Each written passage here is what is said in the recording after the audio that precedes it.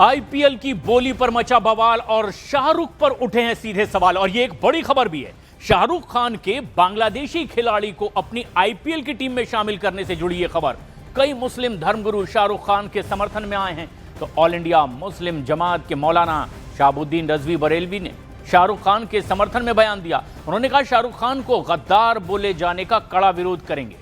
National conference के सांसद चौधरी मोहम्मद रमजान ने भी शाहरुख खान के खिलाफ दिए गए बयान को आलोचना की और उन्होंने साफ कहा कि शाहरुख खान राष्ट्रीय और अंतर्राष्ट्रीय स्तर के एक प्रमुख हस्ती हैं और इसीलिए उन्हें निशाना बनाया गया, ये गलत है। शाहरुख खान के बांग्लादेश के खिलाड़ी को अपनी आईपीएल की टीम में शामिल करने पर बीजेपी नेता संगीत सोम ने बयान दिया, उनका विरोध किया।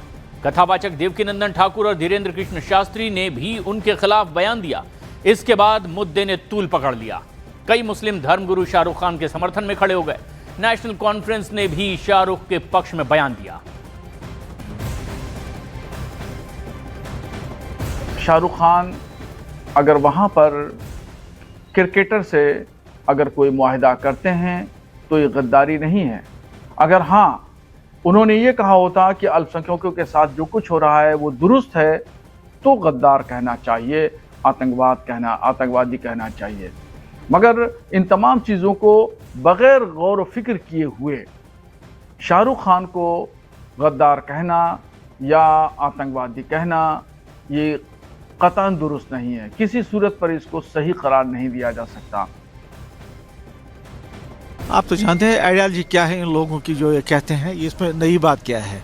वो तो सबों को कहेंगे ऐसा ऐसा, क्योंकि शाहरुख खान एक बड़ी हस्ती है, नोन फिगर है सारे कंट्री में, इंटरनेशनल भी बहुत ही मशहूर आदमी है। तो लिहाजा पहला टारगेट तो वही होगा और ऐसा ऐसा फिर और भी होंगे। आईपीएल 2026 से पहले ही कोलकाता नाइट राइडर्स के बांग्लादेशी गेंदबाज मुस्तफिजुर रहमान को खरीदे जाने का अब विरोध तेज हो गया है। बीजेपी के फायर ब्रांड नेता माने जाते हैं संगीत सोम, इन्होंने तो टीम के मालिक शाहरुख खान को ही निशाने पर ले लिया, जबकि संत समाज ने इसे लेकर के सीधे बीसीसीआई तक को अब चेतावनी दे दी है।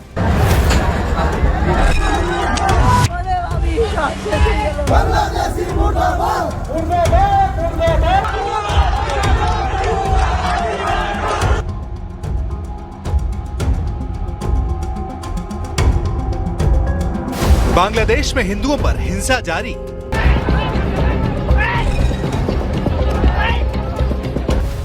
क्रिकेट के मैदान तक पहुंची हिंदुओं पर हिंसा की आंच।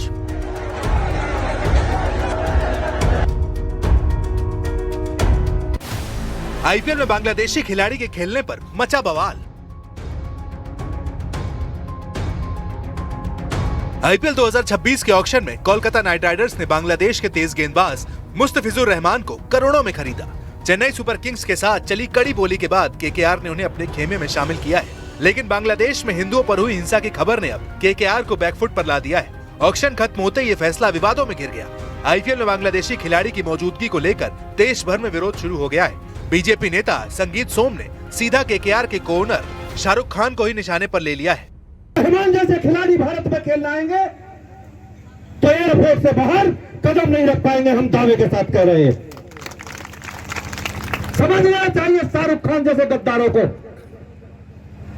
कि जिस तरीके की गद्दारी आप देश के साथ कर रहे हैं, आपको यहां तक अगर आज पहुंचाया तो इस देश के लोगों ने पहुंचाया। आपको अगर पैसा मिलता है तो यहां के देश के लोगों से मिलता है, लेकिन आप उस पैसे से देश के साथ गद्दारी करते हैं।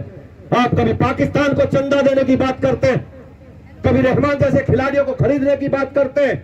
ये देश में अब नहीं चलेगा, इन गद्दारों की देश में कोई जगह नहीं रहेगी, ये मैं कहना चाहता हूं।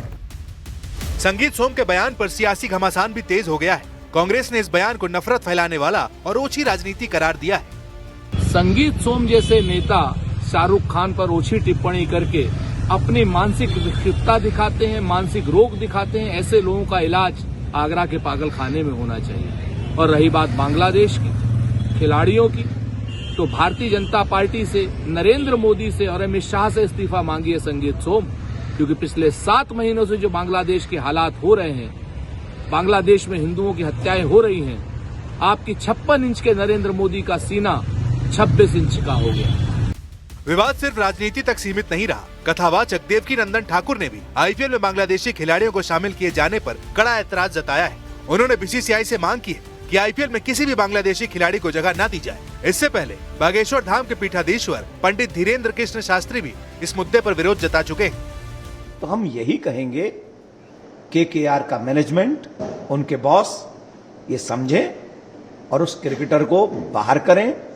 9 करोड़ 20 लाख रुपया जो उस क्रिकेटर को दे रहे हैं, वो पैसा अगर जो बच्चे हिंदू वहां मारे जा रहे हैं, वही पैसा एज ए क्षमा, सॉरी फील करते हुए उनके रिश्तेदार अगर हिंदुस्तान में हैं तो उनके हिंदुस्तान में उन क्रिकेटर, उन हिंदू बच्चों को देने चाहिए, जिससे कम से कम ये पता लग सके कि हाँ, इनकी संवेदना हम हिंदुओं के साथ में है, पक्ष में ही रहेगा। आज एक मांग उठी कि उनको खेलने मत दो आईपीएल में, उनके खिलाड़ी नहीं खेलने चाहिए आईपीएल में, बांग्लादेश के। अच्छा है, उत्तम है, मतलब बॉयकॉट करो पूरा। बिल्कुल सही है। यदि हमारे वहाँ परिवारजनों को आप इस प्रकार से कृत्य करेंगे और हमारे देश में आकर के आप खेलेंगे और अपने वहाँ पर उन लोगों को पैसा देंगे जो लोग वहाँ पर हमारे हिंदू भाइयों को मार रहे हैं, तो हमें लगता है कि ये तो बहुत गलत है, नहीं खेलना चाहिए। सही, उत्तम है। हालांकि क्रिकेटिंग नजरिए से देखें तो मुस्तफिजुर रहमान आईपीएल के लिए नया नाम नहीं है।